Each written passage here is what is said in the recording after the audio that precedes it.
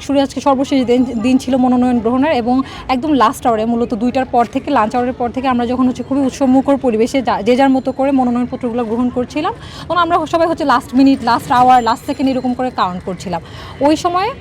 প্রায় 3:30টার দিকে কেউ একজন আসেন, এসে হচ্ছে উনি বলেন যে উনি যেই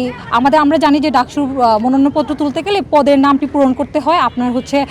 আর কি করবেন এই জিনিসগুলো পূরণ করতে হয়। উনি বেশ কয়েকটি জিনিস, ভোটার নাম্বার নং প্রথমে, পরবর্তীতে হচ্ছে ওনার যে পদ ওইগুলো পূরণ না করে উনি চাচ্ছিলেন মনোনয়নপত্রটি নিয়ে নিতে। তো আমরা যখন ওইখানে যারা উপস্থিত ছিলাম সচেতন শিক্ষার্থীরা, তারা যখন প্রথমে দাবি তুলি যে এইভাবে করে আমরা মনোনয়ন কাউকে নিতে দিব না, যেটা কিনা আমাদের মানে অস্পষ্টতার একটা প্রকাশ হয়, তখন হচ্ছে ওনাকে টিচার বা আমাদের যে রিটার্নিং অফিসাররা আছেন ওনার দায়িত্বরতরা যখন বলেন, তখন হচ্ছে উনি এই জিনিসটাকে এড়িয়ে যান। পরবর্তীতে আমরা যখন লাস্ট সেকেন্ডও কাউন্ট করে ফেলি, এবং আমরা কনসিডার করেছিলাম যে এখনই হচ্ছে এই রুমের ভিতরে আর কেউ ছিল না, এবং লাস্ট ম্যানও উনি হচ্ছে ওনার মনোনয়নপত্র তুলে নিয়েছেন। পরবর্তীতে আমরা নোটিস করি যে প্রায় 5 মিনিট পরে কয়েকজন আসেন, এবং তারা এসে প্রথমে এই দাবিটা করতে থাকেন যে 5টা পর্যন্ত, বেলা 5টা পর্যন্ত হচ্ছে মনোনয়ন গ্রহণের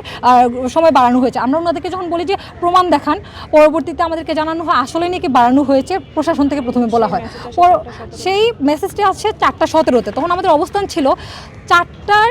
টাইম যদি 5টা এক্সটেন্ড করা হয়, সেই মেসেজ কেন 4:17-তে আসবে। পরবর্তীতে আমরা যখন বলি যে এইটা প্রশাসনিক নোটিস করি, আমরা সবাই এখানে উপস্থিত, আমাদেরকে এটা কেন জানানো হচ্ছে না, তখন পরবর্তীতে কথাগুলো একটু পর আগাতে থাকে, এক এক জায়গা থেকে কেসগুলো শিফট করতে থাকে। তখন আমরা আবার বলি যে আদতে কি হয়েছে, তখন আমাদেরকে একটি মিডিয়া চ্যানেলের ভিডিও ফরওয়ার্ড করে এটা দেখানো হয় যে আমাদের একজন স্যার, রিটার্নিং অফিসার স্যার বলছেন এরকম যে কেউ যদি কম্পাউন্ডের ভিতরে 4টার মধ্যে ঢুকে যায়, তাহলে তার মনোনয়ন গ্রহণ করতে যদি রাত 10টা হয়ে যায়, তারা হচ্ছে এই ধরনের মনোনয়ন গ্রহণ করবে। তো এই কথাটা অবশ্যই অনেক ভ্যালিড একটা কথা, কারণ সে লাস্ট মিনিটে ওর ফিনিশিং লাইনটা টাচ করেছে, আমরা ওটা মানতে প্রস্তুত ছিলাম। কিন্তু পরবর্তীতে আমরা দেখতে তারা আমাদের চোখের সামনে যেহেতু 5 মিনিটের পরে দৃশ্যমান হন, আমরা আসলে আইডেন্টিফাই করতে পারিনি। পরবর্তীতে আমরা হচ্ছে প্রক্রিয়াল টিমকে জানাই, আমরা হচ্ছে প্রশাসনের কাছে জবাব চাই। এগুলোর ভিত্তিতে মাঝে কিছু ভুল বোঝাবুঝি হয়, কারণ ওইখানে প্রায় 30 থেকে 35 সেকেন্ডের একটা গ্যাপ আছে লাস্ট মিনিটের চাইতেও। তো ওই জায়গা থেকে ভুল বোঝাবুঝির এই নিরসন ঘটে প্রায় আরও আধা ঘন্টা আগে, এবং তখন মানে যারা আমাদের রিটার্নিং অফিসার স্যাররা আছেন, এই এলাকার দায়িত্বপ্রাপ্ত প্রক্টোরিয়াল টিম সবাই এসেছেন, ওনারা হচ্ছে সিসিটিভি ফুটেজ পর্যালোচনা করেছেন, যেটা পর্যালোচনার জন্য আমরা আগে আমাদের প্রভোস্ট ম্যামের বরাবর বলি, ম্যাম হচ্ছে এই যে যান্ত্রিক যে রক্ষণাবেক্ষণ করছেন ওনাদেরকে আনতে একটু সময় লাগে, এবং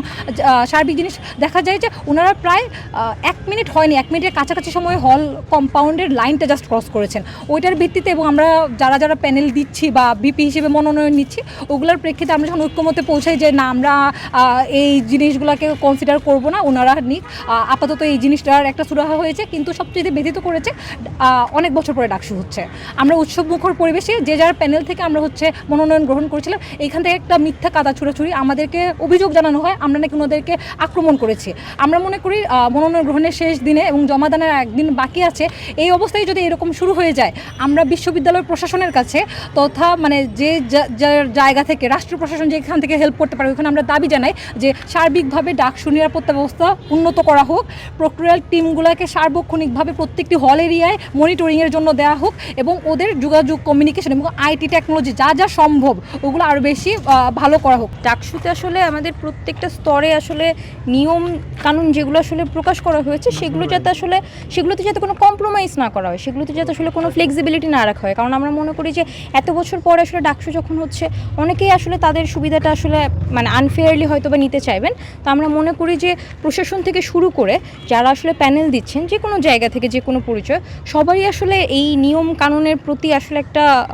শ্রদ্ধা দেখানো উচিত এবং দায়বদ্ধতা দেখানো উচিত, এবং এইখানে কোনো ধরনের ফ্লেক্সিবিলিটি বা মার্সির জায়গাটা আসলে রাখা উচিত না। কারণ আপনি যখন রাখছেন, আপনি আসলে একজনকে একটা আনফেয়ার অ্যাডভান্টেজ দিয়ে দিচ্ছেন, বায়াস দিয়ে দিচ্ছেন, এবং সবাই ভাববে যে এখানে যেহেতু বায়াসটা পেয়েছে, আমি হয়তো পরবর্তী যে কোনো একটা ধাপেও পাবো। আমরা মনে করি যে এই ধরনের একটা কালচার যদি আমরা ডাকসু থেকে সরাতে পারি, আমরা আসলে